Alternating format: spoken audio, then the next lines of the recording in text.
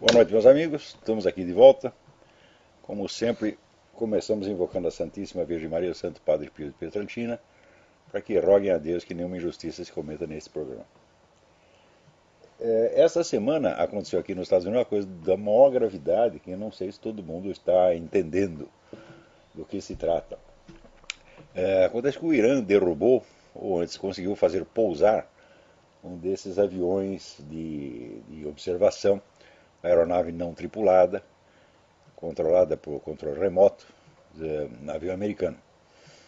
E, evidentemente, eles tendo esse equipamento à mão, eles vão desmontá-lo, examiná-lo, né, e saber exatamente como funciona e ter acesso a toda a tecnologia de inteligência aérea americana. O presidente Barack Obama recebeu 3 propostas, 3 planos diferentes das Forças Armadas para ou recuperar o avião ou destruí-lo no solo. E ele não aceitou nenhuma das 3, sob a alegação de que os iranianos achariam isso um ato de guerra.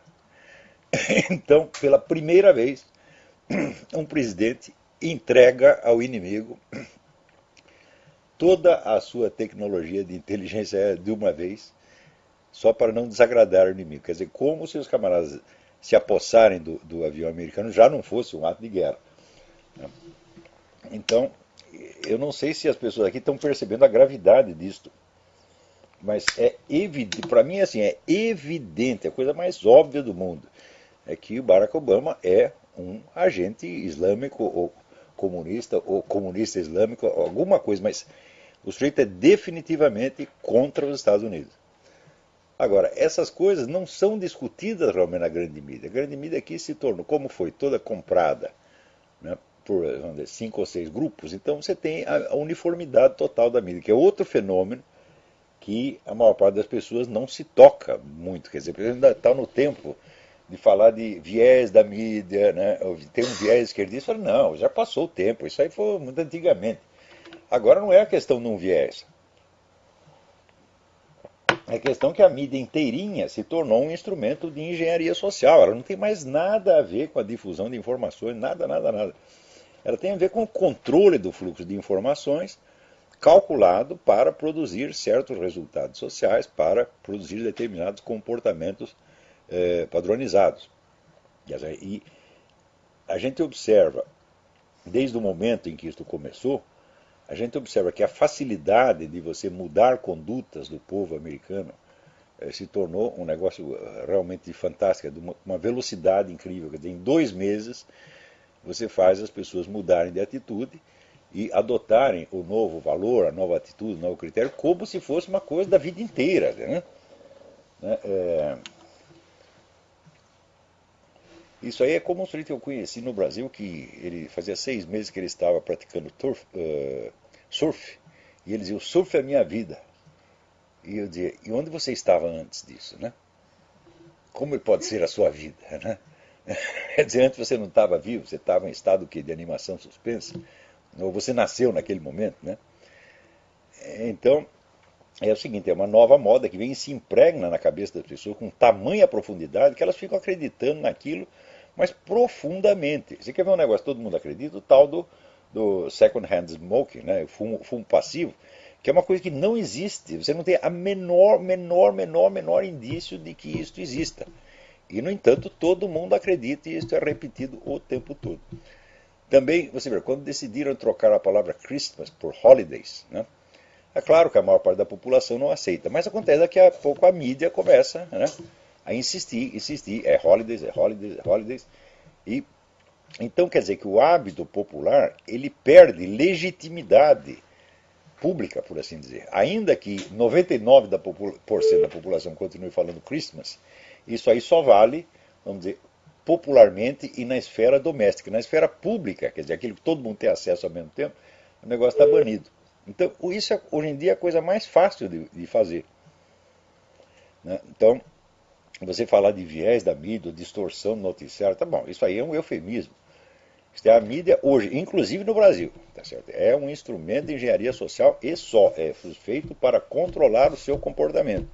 Isso quer dizer que se você simplesmente sim, usando como fonte de informação, uma coisa como Folha de São Paulo, Estadão, o Globo, ou TV Globo, você está se fazendo de trouxa mesmo, quer dizer, você está se submetendo, já não é, vamos dizer, a expressão lavagem cerebral é totalmente incorreta, isso não tem nada a ver com lavagem cerebral, isso é outra coisa completamente diferente, isso é engenharia social. Então, quando se fala lavagem cerebral é um sistema inventado pelos chineses, um sistema de doutrinação maciça e intimidatória. Mas o sujeito pelo menos sabia no que ele estava sendo doutrinado. Não é isso? Então, por exemplo, o sujeito era forçado a ouvir discursos anti-imperialistas 24 horas por dia, até quando estava dormindo. Mas ele sabia qual era o conteúdo daquele discurso, ele sabia que aquilo era propaganda comunista. Então, simplesmente a repetição obsessiva quebrava a resistência. Mas o que você vê hoje não tem nada a ver com esse processo. A coisa não é passada para você como doutrinação, nem como lavagem cerebral, nem coisa nenhuma. É passada como se fosse noticiário, como se fosse uma coisa inócua. Não é isso? Com pouco tempo desse tratamento, mas assim, 3 meses desse tratamento, as pessoas se tornam incapazes de julgar as questões objetivas mais óbvias. Né?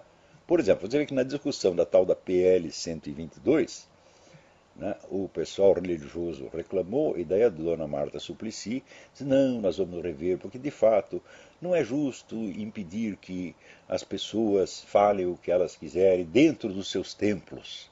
E o pessoal está achando isso ótimo. Peraí, falar dentro dos seus templos, isso aí é o modelo iraniano de liberdade religiosa. Você só pode falar coisa dentro do seu templo. Se falar fora, você vai preso. E é isso que está sendo adotado no Brasil. Quer dizer, e o pessoal ainda está achando que é uma concessão. Então, isto é uma técnica de engenharia social que se chama pé na porta. Isso está explicado no livro do Pascal Bernardin, Maquiavel Pedagoga. Né? E já é uma coisa bem antiga, isso é usado pela ONU no mundo inteiro. Você faz uma proposta que é nitidamente ofensiva, insultuosa e inaceitável. Daí o pessoal reclama e daí você entra com uma segunda proposta, que é o que você realmente quer. Né? E daí todo mundo aceita. Então é mais ou menos da seguinte maneira. Você chega para um cara e fala, olha, me empresta R$1.000. O cara, não pode. Então me empresta 10. O cara imediatamente dá os 10. Isso aí foi testado e 82% da população cai. Testaram isso na França da seguinte maneira. O sujeito chegava com um cartaz enorme, dizendo, olha, meu amigo, eu sou do departamento de trânsito e nós queríamos colar esse cartaz aqui na porta da sua casa. É um negócio que, né, tapava toda a fachada da casa. O morador olhava e falava, não, isso é um absurdo, você não vai fazer. Ah, então o senhor pode botar isso aqui menorzinho, pegava um de 50 centímetros por 50 centímetros. Ah, pois não, pode pôr. Então, em 82% dos casos, isso funciona. Tá certo? Então, quer dizer, tudo isso é engenharia social, tudo isso é calculado de antemão, gente. Isso é uma obra tecnológica, usando a mentalidade das pessoas como se fosse porcas e parafusos para montar uma máquina. E as pessoas cedem e ainda estão discutindo. Você veja, por exemplo, a palavra doutrinação. Né? O pessoal usa ainda a palavra doutrinação, fala doutrinação na escola, fala, não, não é mais doutrinação. Doutrinação é assim, é a propaganda de uma doutrina que você sabe qual é. Agora, engenharia social é outra coisa completamente diferente. Quer dizer, a manipulação de informação é outra coisa completamente diferente. Espiral do silêncio é uma terceira coisa ainda. Você vê, já nos anos 30, o Comintern, quer dizer, o comando do Movimento Comunista Internacional, decidiu utilizar na Espanha, note bem, na Espanha, os comunistas tinham vencido a eleição, a Aliança Comunista Socialista Anarquista tinha vencido a eleição, venceu por pouca margem, mas venceu. Então, o Comintern levou lá um plano para você eliminar as organizações conservadoras por meios legais, né? Sem causar choque. Isso foi adotado já na Espanha na década de 30. É isso? Então,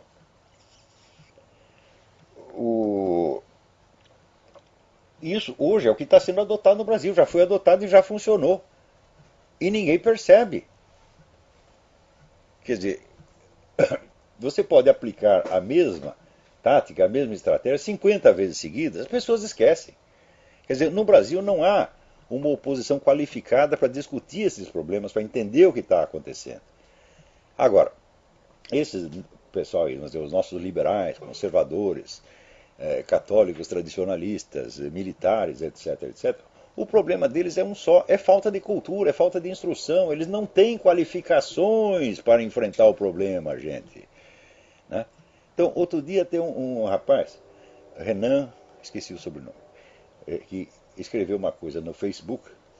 Ele disse o seguinte: olha, um indício de que o Olavo está do lado da verdade é que todas as pessoas das correntes mais antagônicas falam mal dele. Quer dizer, eles discordam em tudo, né? Eles discordam com relação à sociedade, Deus, a imortalidade, a economia, tudo, mas só num ponto eles estão de acordo: o Olavo não presta. Né?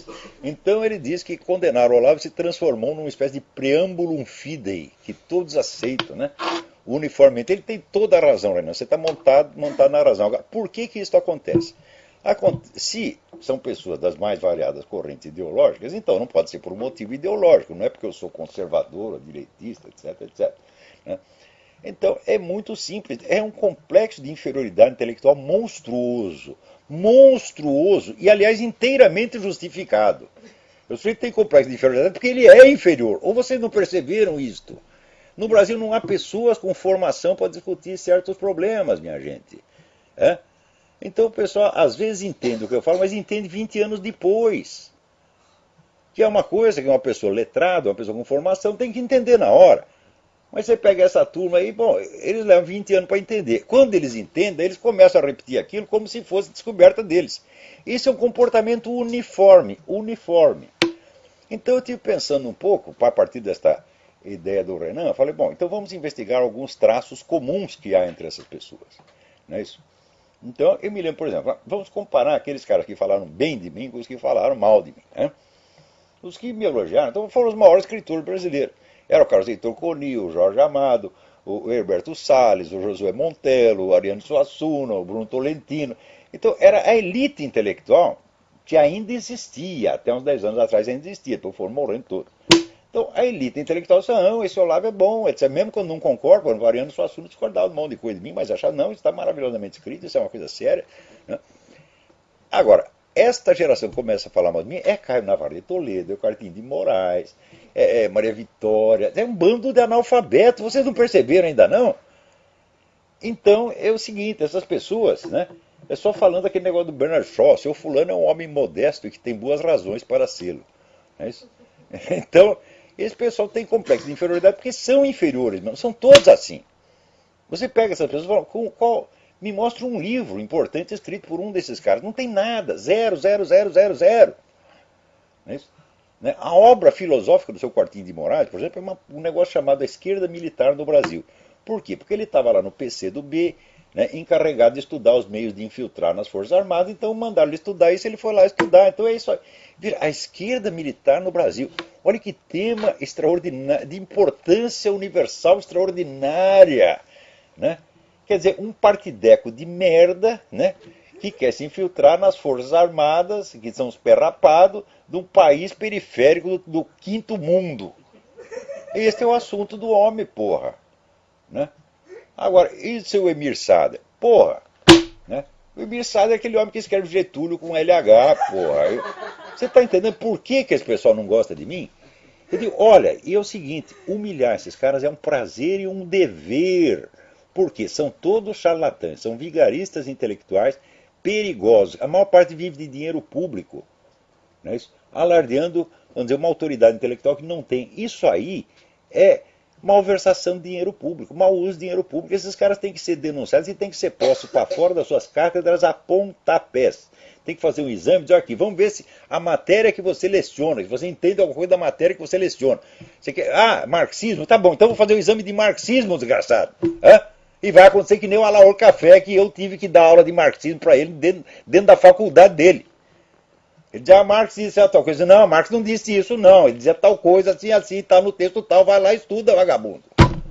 É esse o problema, porra. Agora, o charlatanismo intelectual no Brasil passou de todos os limites do tolerável. Porque uma certa quantidade de charlatão tem em toda a época. Tá certo? Mas você tem uma elite qualificada que estuda as coisas, que dá para conversar. Né? Então, eu vi nesse pessoal da esquerda, o último sobrevivente disso aí foi durante algum certo tempo o Carlos Guilherme Mota. Eu digo, o Carlos Guilherme Mota é mais comunista que a peste, mas é um cara que dá para conversar. Por quê? Porque ele leu livros, porra. Hã? Agora, essa turma não leu nada. Esse Caio Navarro de Toledo não leu nada. Por falar em não leu nada, aqui. Eu recebi uma carta aqui de um cidadão chamado vamos lá, Gil Kleber Duarte Carvalho, né? Reclamando que eu disse que tanto o evolucionismo quanto o negócio do design inteligente não são teorias científicas, não podem ser provadas. Não tem jeito de você provar. Quer dizer, você precisaria de um número infinito de provas. Nenhum campo de observação pode, por si mesmo, produzir resultados que sejam ampliáveis até uma teoria geral do universo. É uma coisa simples de entender. Qualquer estudante de lógica tem que entender isso. Mas acontece o seguinte, esses camaradas são postos para estudar biologia, para estudar física, né, para estudar geologia, e ninguém deu para eles um curso de lógica. Então eles acham que aquilo que eles estão praticando lá no laboratóriozinho deles, aquilo é a ciência. Eu digo, não é, meu filho. Para você entender o que é ciência, você tem que usar um pouco a cabeça, tá certo? E entender que ciência não é nada mais do que uma das muitas aplicações da lógica. Então, se você não conhece fundamentos da lógica, bom, você é capaz de operar uma investigação científica, assim como um macaco, se você treinar, é capaz de dirigir um automóvel, mas ele não vai entender o princípio do motor, a explosão e assim por diante. Então vocês sabem fazer a coisa no dia a dia, mas vocês não entendem os princípios, né? Então daí me apareceu um cidadão aqui reclamando, dizendo, não, mas o evolucionismo é ciência sim, porque o resto do pessoal só tem argumentos místicos e pseudo-argumentos, etc, etc. Eu falei, uai, peraí, eu não sei, né? Eu já li uma infinidade de argumentos científicos perfeitamente relevantes da parte do pessoal criacionista, tá certo? E eu acho que é muita presunção o jeito de dizer que só os evolucionistas são cientistas. É sempre assim, eles assumem a palavra em nome da ciência e dá a impressão que o outro, chega lá o outro cheio de PhD, tem porque PhD em matemática, PhD em física, PhD, mas não é cientista, só é cientista se concordar comigo. Então o cara me escreveu uma carta nesses termos. Eu respondi para ele o seguinte, aqui meu filho, já que você é tão bom assim, você tem todas essas qualificações científicas, então, e você está falando de todos os argumentos, né, criacionistas, dá a impressão que você conhece todos, na verdade não conhece nenhum, né? Eu vou lhe mandar um livro, né, e você vai refutar os argumentos do cara ponto por ponto. Ele não sabe qual é o livro que eu vou mandar, porque parece que só a única coisa que ele leu foi o negócio do Harun Yahya, que está na internet, certo?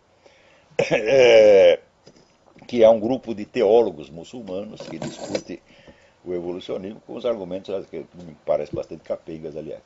Ele foi lá, leu Harun Yahya e achou que é capaz de refutar. Não refutou ainda, mas achou que é capaz de refutar. Falou, tá bom, então, meu filho, eu vou te mandar um livro.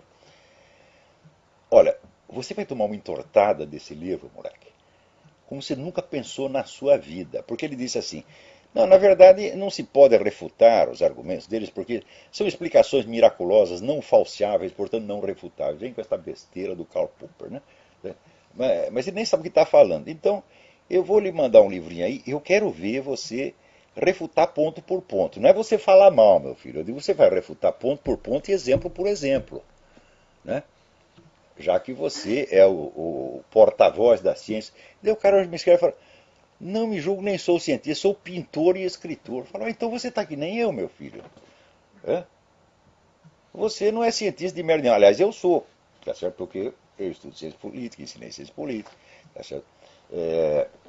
Sou um especialista da questão da argumentação e prova, quer dizer, na área de lógica, eu sou alguma coisa, eu sou um dos 7 brasileiros que participaram do maior congresso de lógica que já houve na história do mundo, né?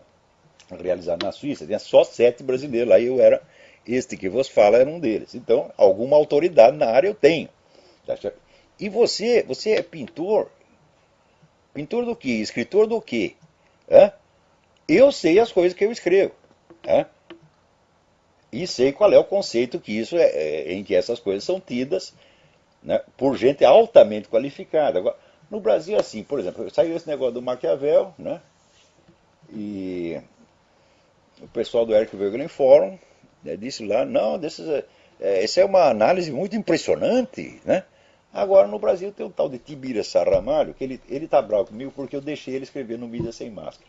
Sabe aquele negócio, por que você me odeia se eu nunca te ajudei? Então você dá uma oportunidade para um filho da puta desse, ele usa a oportunidade, depois ele sai querendo mostrar a superioridade e independência. Ele diz, não, esse é um livro tão ruim que eu não posso resistir à indignação. O Olavo não fala nada, ele só fala mal do Maquiavel, não tem uma análise, não tem nada. Então vocês, né? Bom, ou vocês ouvem essa turma do Eric Voegelin Forum, né, que estão lá uns 40, 50 cientistas políticos da mão do mais alto gabarito, vocês ouvem o Tiribiriça Ramalho, porra! Tá certo? Então isso aqui é dizer uma miséria. Né? Então, agora vem aqui, o seu Gil Kleber. Então é o seguinte, eu vou lhe mandar. Se você topa o desafio, então me dê o seu endereço, eu vou lhe mandar o livro. Gil, o livro vai te dar muito trabalho, eu te garanto, porque ele já vem assim, não, esses caras só vêm com explicações miraculosas, não falseáveis, pá. Eu digo, ah é? Tá bom. Espera pra ver, moleque, espera pra ver. Vou te mandar o livro, vou te mandar o livro. Pô, não vem chorar, hein? Agora, se promete que você vai refutar tudo. Se não for refutar, então você mostra que é um argumento miraculoso, tá certo? É um argumento não científico. Né? Diga. Daí ele diz que ele tem uma discussão com o pessoal da Terra Jovem, né? E que derrubou os argumentos dele. Falou, mas nem precisa derrubar, porra. Da Terra Jovem você dá uma cuspida e o negócio cai, né? E eu tenho aqui um outro ensaio criacionista da autoria do Dr. Jonatas Machado, doutor em Direito pela Universidade de Coimbra. Escuta, mas peraí, mas você não falou que você quer discutir com cientista? Então pega, né? Se você quer discutir com criacionistas, discuta com criacionistas que sejam profissionalmente biólogos, físicos, astrofísicos, e não com doutor em Direito, meu Deus do céu. Hã? Você não é o gostosão que fala em nome da ciência? Você nem sabe o que é ciência, moleque. Você acha que esse pessoal tem uma noção assim, tão boboca do que é ciência, mas tão boboca. Um dia nós vamos comentar isso com mais cuidado. Né? Então, vamos em frente. Aqui o Alex Álvares diz que no programa passado só conseguiu ouvir 16 minutos, né, do programa. Você tem razão, mas não foi nenhum problema técnico sério. Foi que eu simplesmente soltei o fio do telefone aqui. Foi um acidente. Então isso não acontecerá mais. Aqui o Daniel Matos pergunta onde ele pode adquirir o livro A Nova Era e a Revolução Cultural. Não pode, Daniel, não pode, porque o livro não existe. Mas acabou. Mas uma nova edição está sendo preparada para ser lançada no ano que vem pela Vide Editorial. Tá certo? Então você aguarda uns meses, você vai ter o livro em versão ampliada. Agora, aqui alguém me manda um artigo do Roger Kimball. Né? Começa assim. Segundo o National Geographic, cientistas chineses da segunda Universidade Médica de Xangai conseguiram fundir células humanas com óvulos de coelhas. Eles também contam que pesquisadores da Mayo Clínica Mayo de Minnesota criaram porcos com sangue humano fluindo em seus corpos e assim por diante, né? Então o negócio do transhumanismo foi dado por um filósofo maluco, foi o nome dado por um filósofo maluco chamado Sloterdijk, a essa tendência de produzir uma nova espécie de seres em laboratório. Né? Então, vem toda a discussão do aspecto ético da coisa. Bom, mas o problema não é ético, meu filho. O problema, em primeiro lugar, é ontológico. Quer dizer, você vai misturar espécies, tá certo? Vai criar uma outra que foi criada por si mesma, tá certo? E que, portanto, já não terá o estatuto da espécie anterior da qual ela emergiu. Será uma outra coisa. Você não sabe catalogar isso dentro do conjunto da realidade. Não é isso? Em segundo lugar, isso vai ter consequências civilizacionais absolutamente incalculáveis. Tá certo? Então, será que porque você é capaz de realizar um feito técnico, você deve ser autorizado a realizá-lo, pelo simples fato de ser capaz? Né? Então, é evidente que esse pessoal da ciência do laboratório Para mim é como um bando de moleques, tá certo? De aprendiz de feiticeiro, encantado com os seus poderes recém-conquistados e incapaz de avaliar a coisa no nível civilizacional. Por quê? Porque não tem cultura histórica, não conhece essa política, não conhece sequer as religiões que eles tanto discutem. Então não são pessoas qualificadas para o debate intelectual, porque para você se qualificar para o debate intelectual, meu filho, você tem que ter uma noção de civilização, adquirida mediante o estudo do legado das várias civilizações, de maneira que você possa compará-las, adquirir uma noção de conjunto e ter um senso da medida humana. Isso é uma coisa muito difícil de adquirir, ao passo que uma formação em biologia, meu filho, você adquire em 4 ou 5 anos. E você é um biólogo, ou você é um físico. Quer dizer, não se compara uma coisa com outra. Né? Então, veja, a autoridade da classe científica já ultrapassou de muito o que ela merece.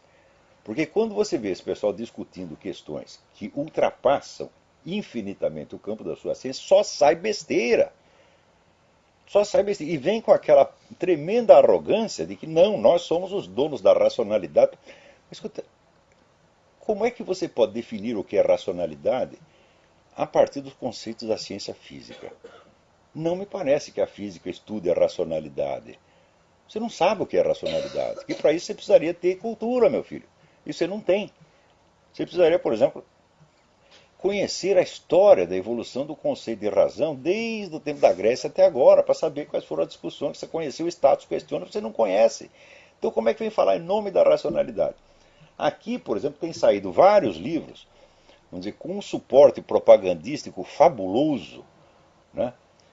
Contra-atacando o negócio do aquecimento global. Quer dizer, depois que se divulgaram aqueles e-mails, né, em que os aquecimentistas tramavam como iam ludibriar a opinião pública, como iam boicotar seus adversários, etc., eles decidiram contra-atacar e acusar os outros de serem, como é que se diz, falsos cientistas. Né?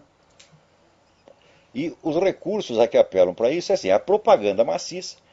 Até saíram 2 livros quase com o mesmo título, que é Os Propagandistas da Dúvida, né?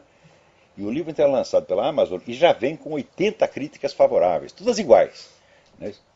Então você vê que é uma operação de publicidade. Passa um tempo, começa a aparecer as críticas negativas. Por quê? Porque alguém leu o livro finalmente. Então, é uma coisa onde de uma baixeza, mas sobretudo a reclamação é a seguinte: nós cientistas estamos perdendo a guerra. Eles dizem assim, são os cientistas contra os religiosos, ideólogos. Né? Digo, mas como? Mas do outro lado também é cientista. É cientista contra cientista. Então você primeiro nega o estatuto de cientista aos seus próprios colegas, tá certo? Sem ter nenhuma razão para fazer isso. E segundo, moldam o debate de uma maneira estereotipada, que vai ser a ciência contra as trevas. Então, em vez de ser um debate científico interno, não, é a ciência contra as trevas. E a classe científica acredita que ela tem que ter o direito de dirigir a sociedade, né? De determinar o que é certo e errado, o que você pode comer, o que você pode fazer, etc, etc. Quando são pessoas que não têm a menor qualificação para isso, meu filho. Um diplominha de biologia ou de física não te autoriza a discutir nada disso, mas nada, nada, nada, nada, nada. Quer dizer, os prodígios de incultura que eu vejo nessa gente, a começar pelo Dr. Richard Dawkins.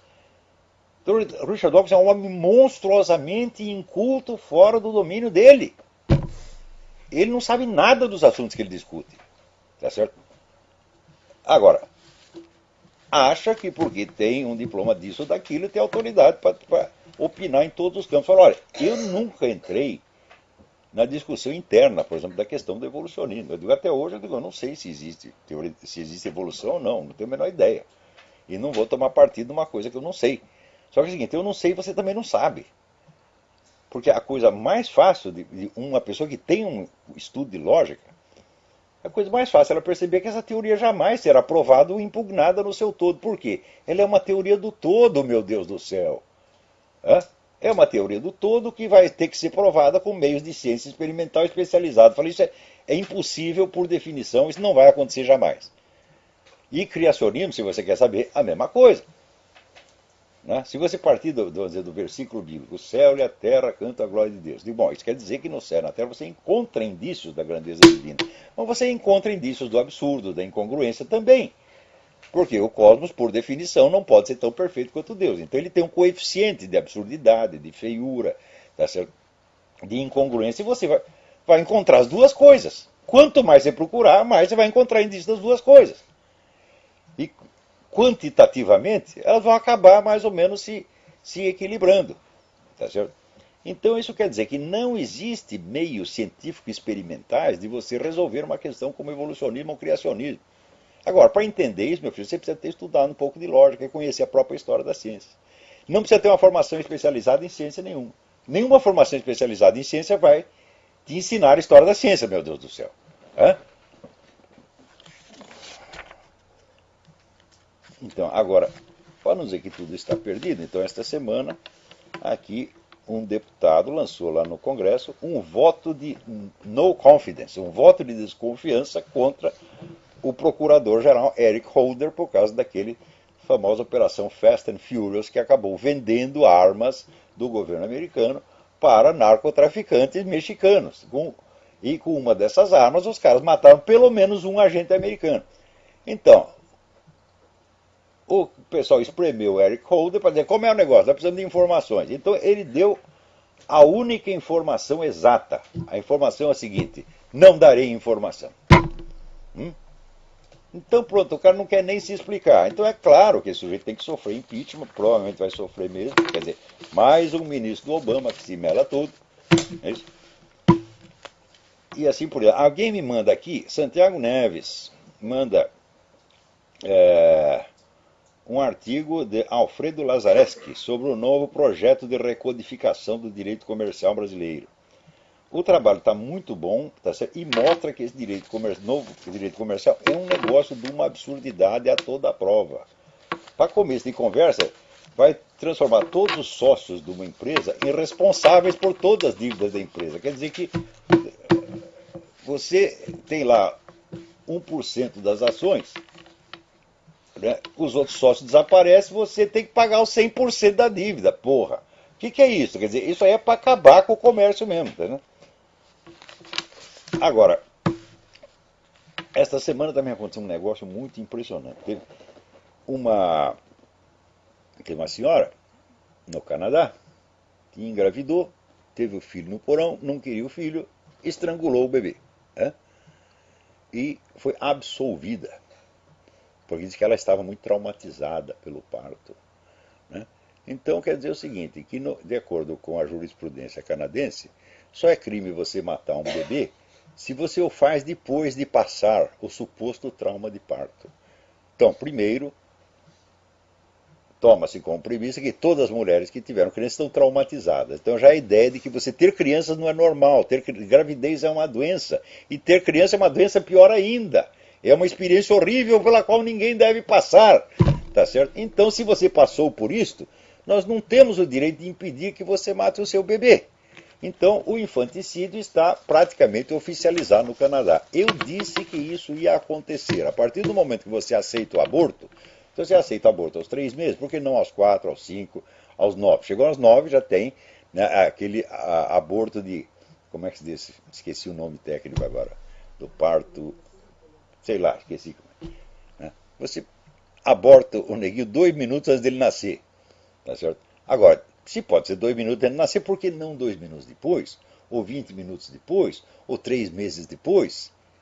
Então, vamos dizer, a universalização do aborto legalizado terá suas consequências. Né? E essas consequências, presta atenção, eu estou escrevendo lá uma série de artigos que mostra como é que isso funciona. Né? Por exemplo, nos anos 50 e 60, o pessoal dizia que tinha muitas garotas grávidas, menores de idade nas escolas, dizendo, precisamos acabar com isso. Então o que nós vamos fazer? Nós vamos dar educação sexual para elas nas escolas, para esclarecê-las de modo que não tenha tanta gravidez indesejada. Né? Bom, daí começaram a ensinar a educação sexual e, evidentemente, o pessoal falava de sexo o tempo todo dentro da escola, então houve uma proliferação, tá certo, de erotismo, e o número de casos de gravidez em garotas menores de idade multiplicou por vários milhares. Quer dizer, aquilo que se alegava que era para resolver um problema, piorou o problema. Daí chegam os conservadores e dizem, tá vendo? O plano fracassou. Eu digo, mas fracassou uma pinóia, seu besta. Você não sabe como é que funciona esse negócio. Estuda marxismo antes de você criticá-lo, meu Deus do céu. É? No marxismo tem um negócio chamado salto qualitativo. A expressão é de Mao Tse Tung, mas isso já estava nas doutrinas, estava implícito na doutrina de Marx. Salto qualitativo significa o seguinte: se você acumula muitas quantidades de um certo fator, chega a um certo ponto em que a mera acumulação quantitativa se torna mudança de qualidade.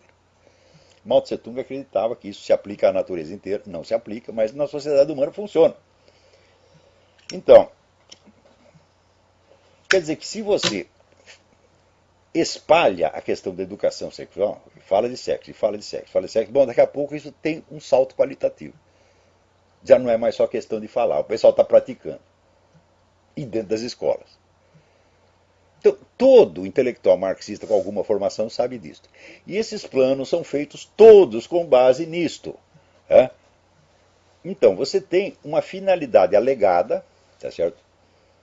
Que é para conquistar o apoio do público, e tem uma finalidade real, genuína, baseada no salto qualitativo, que nunca é declarada, mas que é o que vai acontecer e que os planejadores sabem que é o que vai acontecer. Então, por exemplo, agora tem o negócio da PL 122.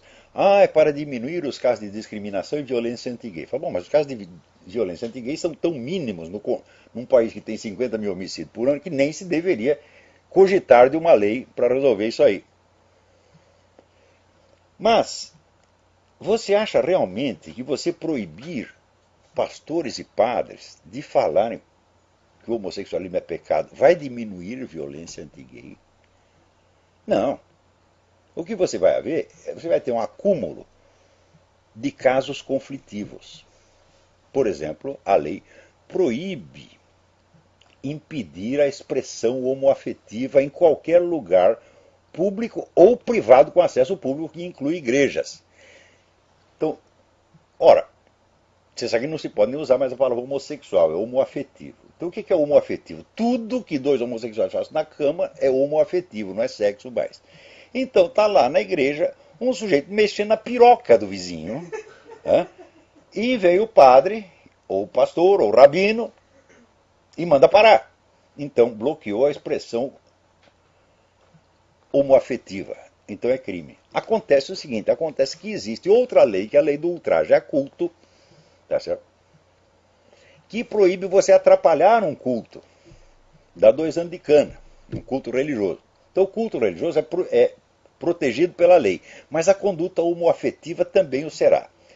E isto é calculado para produzir o choque das duas coisas, até que toda a proteção oficial ao culto tenha que ser retirada, porque você tem duas leis contraditórias, uma delas vai vencer. Então, que benefícios vai resultar para os gays? Só vai resultar em benefícios para aqueles que tiverem a fantasia sexual de transar dentro de uma igreja, que não acredito que seja a maioria. Está vendo? A totalidade dos gays tem lá um milionésimo deles. Transar não basta, eu tenho que transar na igreja. Que nem tem gente que tem que transar no avião, tem que transar num barco, né? Transar embaixo d'água. São fantasias. Então, que tanto pessoas hétero quanto homo têm. Então, uma quantidade infinitesimal pode ficar muito satisfeito. Oba, agora eu posso transar na igreja. Os outros não vai trazer benefício algum, mas vai trazer certamente um malefício para todas as igrejas de todas as religiões, que estarão permanentemente sob esta ameaça, de que entra lá, por exemplo, um traveco, né? E vai lá e entra na fila da comunhão. Você vai ter que dar a comunhão para o desgraçado, ainda que sabendo que ele está gozando da sua cara. Né? Quer dizer que quando se começou a discutir isso, eu disse que isso ia acontecer. O pessoal vai lá vestido de mulher e vai querer receber a comunhão, os caras vão ter que dar. Aí todo mundo, não, você é exagerado, mas se alguém vai fazer uma coisa dessa, mas é feio, a coisa existe para que isso seja feito, meu Deus do céu.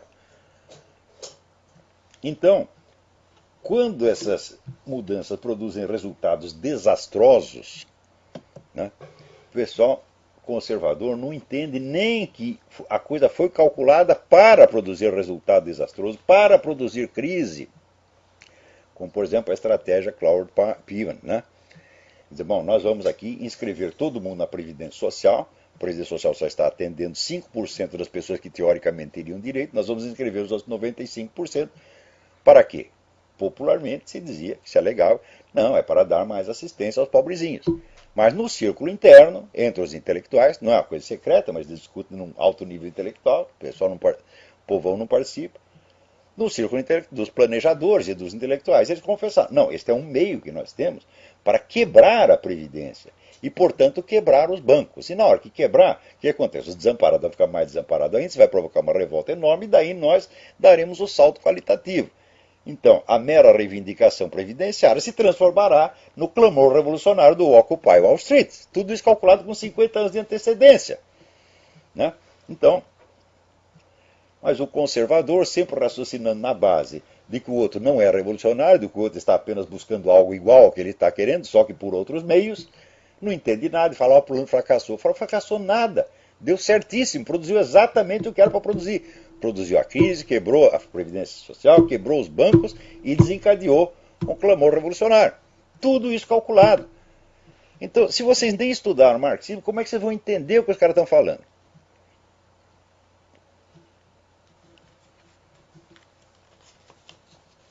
Então, opa, e aqui tem uma pergunta enorme sobre o negócio do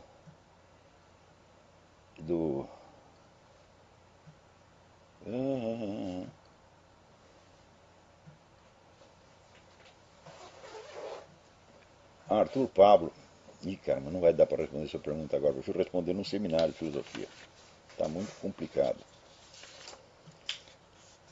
Peraí, tem alguém na linha. Alô, quem é? Alô? Olavo? Sim. Olavo? Sim. Boa noite. Meu nome é Armando Tavares, eu estou falando do Rio de Janeiro. Armando, tudo bem? Tudo bem, é um prazer ouvir você. Eu sou físico, professor universitário, sou daquela raça dos últimos reacionários, né, que estão, ainda mais sendo físico, né? E eu queria que você falasse de uma sobre o problema que existe no Brasil, principalmente no Rio de Janeiro, que ninguém faz porra nenhuma, sabe? Desculpe o palavrão.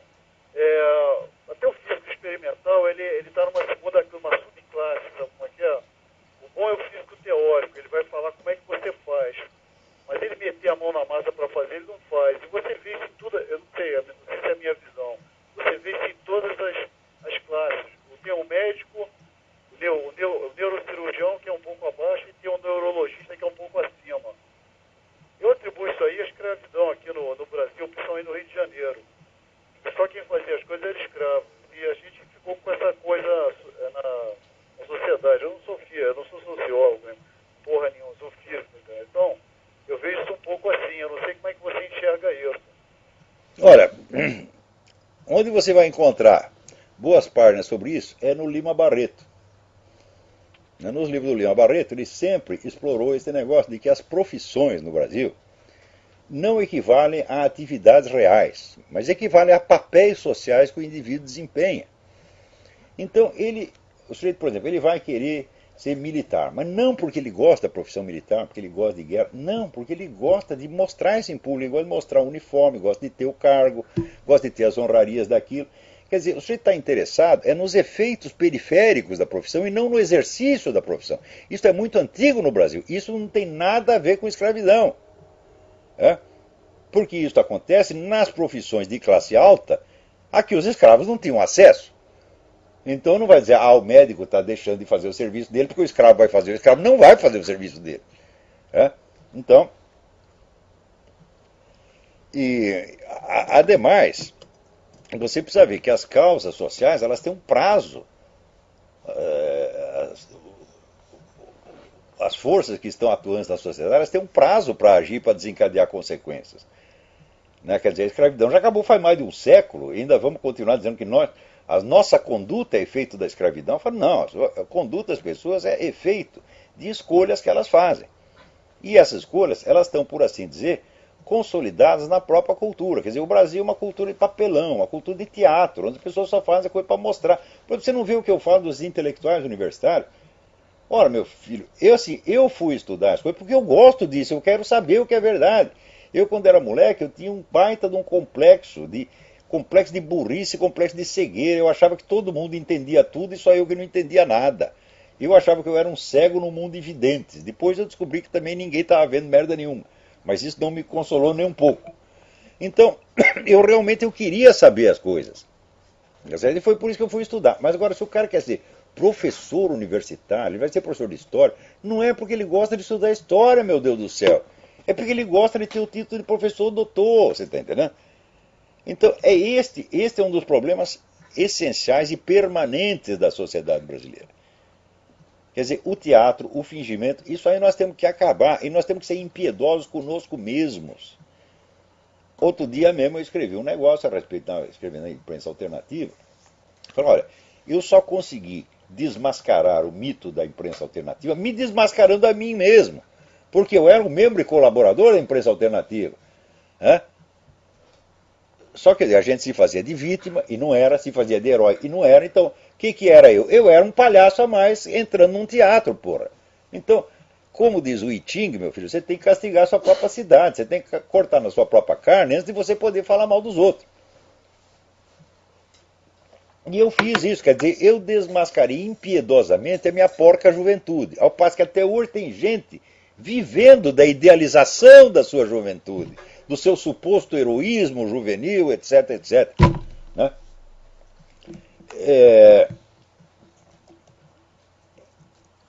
Então, só aqueles que ousarem, vamos dizer, desmascarar suas próprias vidas, seus próprios mitos de juventude, passando vergonha e sendo humilhados, é porque eu não me sinto humilhado quando eu vejo isso, eu vejo como eu era no tempo da minha militância esquerdista, e depois, mesmo não militando mais, mas sendo um simpatizante, meu Deus do céu! Quanto que eu menti, quanto que eu fingi, então chega um dia e diz, eu tenho que parar com isso, eu não me aguento mais, é muita palhaçada. E daí você começa a viver uma vida real. Tá certo? Então, mas você só pode dizer a verdade a respeito do outro quando você aceita a verdade sobre você mesmo. Não estou falando dos seus pecadinhos pessoais, você comeu a empregada, não estou falando disso, meu filho. Isso aí você confessa para o padre, se você for católico, né? Num confessionário em privado, mas eu estou falando dos pecados públicos, a sua atuação pública, na sua profissão, tá sendo na sua atividade política. Você tem que pegar o coeficiente de palhaçada que tem ali e você mesmo tem que denunciar, acabar com aquela merda. Agora, no Brasil é o seguinte, o pessoal, por exemplo, o sujeito é esquerdista, na hora que ele deixa de ser esquerdista, ele logo tem que vestir uma outra camiseta. Né? E a outra camiseta já começa a render para ele, agora eu sou liberal. E começa já a adotar aquele discurso liberal, repetir aquilo, por quê? Porque está pegando bem. No começo da década de 90 pegava bem ser liberal. Né?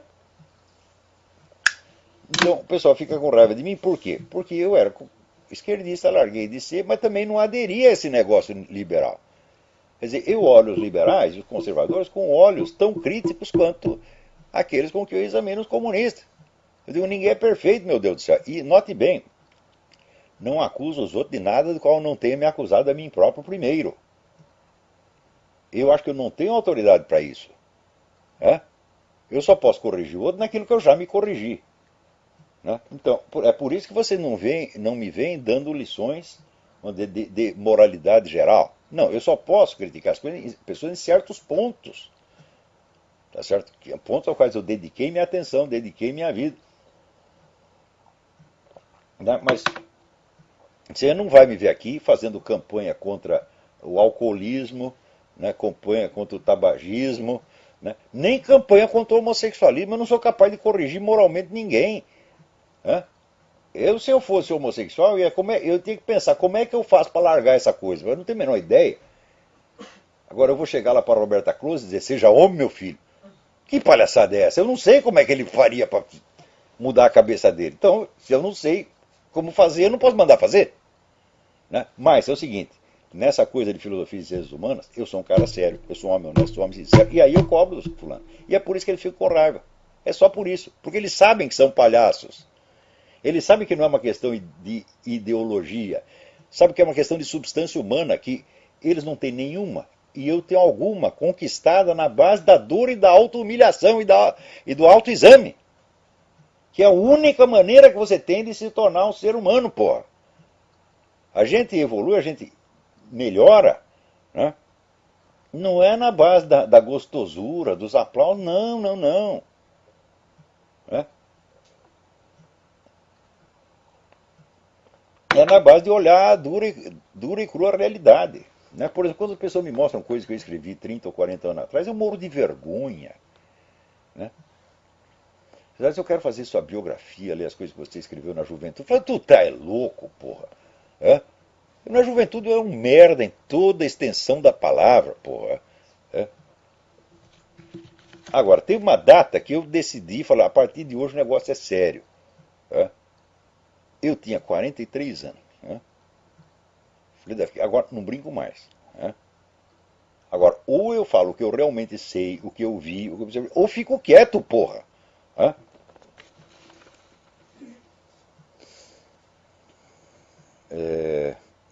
Aqui, Leonardo Boff falando sobre aquecimento global.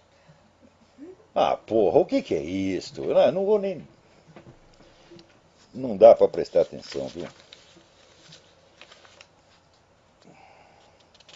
Agora, estão lá votando a tal da lei da palmada. Né? Olha, o Juro Severo publicou lá no site dele um breve relato sobre como está a sociedade sueca hoje, 30 ou 40 anos depois da aprovação da lei da palmada. Quer dizer, a delinquência juvenil multiplicou por 1000, os casos de divórcio aumentaram por 1000, droga aumentou por 1000, foi tudo uma merda. Hein? Agora os caras acham que a Suécia é um primor de civilização. Eu não posso deixar de recomendar para vocês o livro do Jânio Cristado. O Jânio Cristado é um bosta, na medida em que ele se mete a filósofo, né, crítico cultural, etc. Mas como repórter ele era grande, nós temos que confessar. E o livro que ele escreveu, que se chama Paraíso Sexual Democrata, ele viveu na Suécia, ele conhece a Suécia. Vocês têm que ler esse livro para ver que merda que é a sociedade sueca. Tá certo? Então, olha, eu vou contar uma história para você. Tem um contraparente meu que saiu do Brasil exilado, foi trocado por embaixador. Ele estava preso, sequestraram o embaixador, trocaram o velho. O velho foi um pouco parar no Chile. No Chile deu o rolo lá do Allende. O embaixador sueco catou ele e mandou para a Suécia. Chegou lá, deu tudo, casa, comida, aposentadoria, etc, para viver a tripa fora. Ele não aguentou viver na Suécia, porra. Ele disse, eu prefiro os milico brasileiros. Porque aqui eu estou assistindo futebol na televisão, chega o meu neto, quer ver desenho animado, gira o canal de televisão na minha frente e se eu falar, ele vai na delegacia e me põe na cadeia. No Brasil, pelo menos, põe na cadeia, eu preciso assaltar um banco, fazer alguma coisa formidável. Agora aqui não. Eu vou para a cadeia porque eu quero assistir o futebol. Ele não aguentou viver na Suécia e voltou para o Brasil ainda dentro do tempo da ditadura militar. Não vou dar o nome do cara, tá certo? A questão é um homem já falecido, mas contraparente meu. Um homem que eu respeitava muito, embora fosse mais comunista que Lenin. Então, isso já naquele tempo, quer dizer, a ditadura militar brasileira era mais suportável do que o regime sueco. Agora, é isso que vocês querem imitar, porra? Peraí, tem mais alguém? Alô? Alô, professor Olavo? Sim. Anderson de Recife. Anderson, tudo bem? Tudo bem, professor? Professor, eu queria tirar uma dúvida a respeito do tema misticismo, que eu não consigo entender muito bem do que é que se trata esse negócio do misticismo. Eu dei até uma pesquisada bem leviana, mas eu não queria alguma referência bibliográfica ou então alguma introdução ao que é o misticismo. Olha, tem um livro clássico da Evelyn Underhill, Mysticism. É uma introdução à discussão do assunto. Evelyn Underhill, com 2 L's. Né? Santo Tomás de Aquino definia a mística como conhecimento experimental de Deus, na medida em que é possível. Há limites para essa experiência, mas ela é factível. Agora, tem gente que acha a palavra misticismo, já para eles já quer dizer, já tem um sentido pejorativo. Tá certo? Por quê? Porque eles não têm a menor ideia do que é misticismo. Então ele tem que falar como o Houston Smith. Olha, meu filho, é o seguinte, você quer falar disso aí? Então, primeiro, você vai lá, fica 6 meses, né, certo? Num mosteiro trapista, tá certo? Rezando dia e noite, né? Lendo Bíblia, essa coisa toda. Ou então você vai lá, faz prática budista, faz prática islâmica durante 6 meses, 7 meses, adquire uma experiência e depois você fala. Agora, eu vejo o cara assim, tirou um diploma de biologia, ele já está cagando regras sobre misticismo. Puta que pariu! Eu digo, você quer falar disso? Então, pelo amor de Deus, então, no mínimo, você lê o livro do Mircea Eliade, né, sobre a história das crenças e das ideias religiosas, pra você ter alguma ideia do que está falando. Né? Então, Por exemplo, esse mesmo Gil Kleber diz, eu sei para que serve a ciência, não sei para que serve a mística. Eu digo, meu filho, a mística criou as civilizações. Né? Se não fosse ela, você nem existia, meu filho. Você vê, a ciência experimental moderna, ela surge com Newton, Galileu, etc, etc. E como é que os caras faziam antes, hein? Quem criou todo o resto? Foi a sua porra da sua ciência acadêmica? Não, meu filho, foram as religiões. As religiões criaram o senso de moralidade, os direitos humanos, criaram os estados. Por exemplo, você tem ideia da, vamos dizer, a doutrina medieval do Estado, a ciência medieval do Estado? Que perfeição, que maravilha que era aquilo. Alcançou, vamos dizer, cumes de ciência política jamais alcançados depois. Então, quando você fala das religiões, você está falando de um legado universal, uma coisa imensa, de um valor extraordinário, e do qual surge a própria ciência. Isso aí está mais que provado. Né? Você pega o livro do Glenn Hughes, que se chama Transcendence and History, tá? Transcendência e História. E ele vai lá e te demonstra por A mais B que a ciência tal como concebida atualmente é um subproduto do monoteísmo, né, judaico-cristão. Essa ideia jamais teria ocorrido. Por exemplo, a ideia, né, de leis permanentes que regulam a estrutura do acontecer, essa ideia não tinha ocorrido a ninguém. Né? Ideia, vamos dizer, leis que pudessem ser descobertas pela observação humana, a ideia não tinha ocorrido a ninguém fora desse contexto. Então, é o seguinte, vamos estudar, porra. Aqui, trabalho de aluno da Universidade Federal Rural de Pernambuco. A menina fez um trabalho sobre veterinária. O trabalho foi aprovado, etc, etc.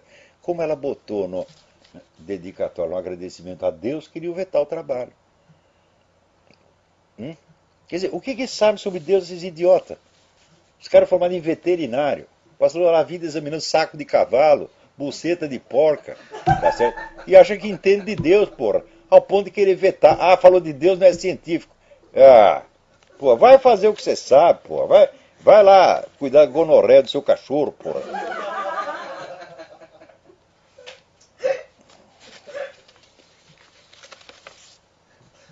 Agora alguém aqui me manda um negócio perguntando, olha, houve de fato ajuda americana ao Hitler, etc. Houve sim, tem um monte de banqueiro nesse país que encheu o Hitler de dinheiro, como encheu Stalin de dinheiro. Aliás, até muito mais o Stalin, porque o Hitler só ajudaram até a guerra, daí acabou o Hitler, né? Mas o Stalin continuaram ajudando, deram mais dinheiro para a União Soviética do que deram.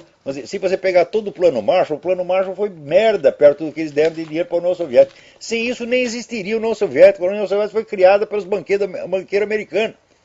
Então é o livro do Anthony Sutton, o melhor inimigo que o dinheiro pode comprar. Assim como agora estão enchendo de dinheiro que os muçulmanos. Estão dando dinheiro para tudo quanto é inimigo. Isso aqui, os Estados Unidos têm mais traidor por metro quadrado. Estados Unidos, Israel, já falei, Estados Unidos, Israel e Igreja Católica. Vocês são campeões de traidores, porra. Então qualquer merda que se diga que os americanos fizeram, sim, sempre foi americano, mas um americano anti-americano, não é? Então, olha, nós estamos aqui acabando. Pô, tem tanta coisa mais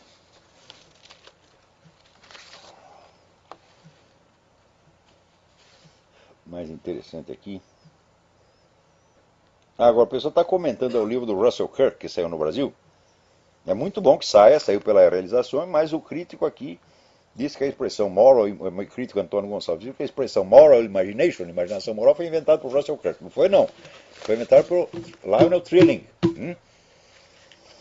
Agora, aqui a gente não pode citar um autor, que no dia seguinte alguém já lança um livro do autor, e vira um especialista no autor, e sai fazendo conferência e ganhando algum dinheiro com isso. Né? Não que eu seja contra as pessoas ganhar dinheiro, mas eu sou contra essa coisa da pose, do teatro, porra. Né? Então, no estudo da história cultural de um país, é importante você saber quem foi que lançou as ideias, quem influenciou quem. Isso é básico, isso é questão de história. Agora o cara para se promover falsifica a história, porra. Quer dizer, eu nunca fiz questão de dizer que eu sou pioneiro de coisa nenhuma. Por exemplo, quando o negócio do Foro de São Paulo, eu durante 10 anos eu era o único jornalista que escrevia sobre o Foro de São Paulo. Alguma vez eu disse, fui eu que descobri isso? Nunca. Eu disse, tem aqui um cara pioneiro, o Dr. José Carlos Graça Wagner, que tinha um arquivo na casa dele sobre